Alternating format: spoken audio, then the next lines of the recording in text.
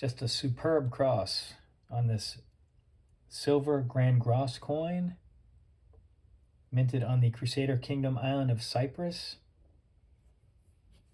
This coin was minted there during the rule of King Hugh IV between the years 1324 and 1359.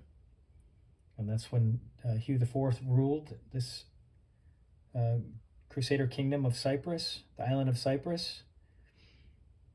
You can see an awesome Crusader cross on this coin. It's a Jerusalem cross with 4 smaller Greek crosses in each quadrant.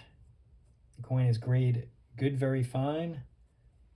It's in excellent condition, great silver. This, to me, the ultimate Crusader coins, ultimate medieval Crusader coins were minted in Cyprus during the late 13th and early 14th century. There's an amazing example of one, and we set this in a 14 karat gold pendant.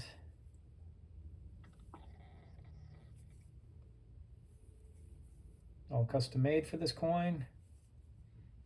On the reverse side, you can see King Hugh IV. He's seated while holding a fleur-de-lis tipped scepter in a globus crucifer.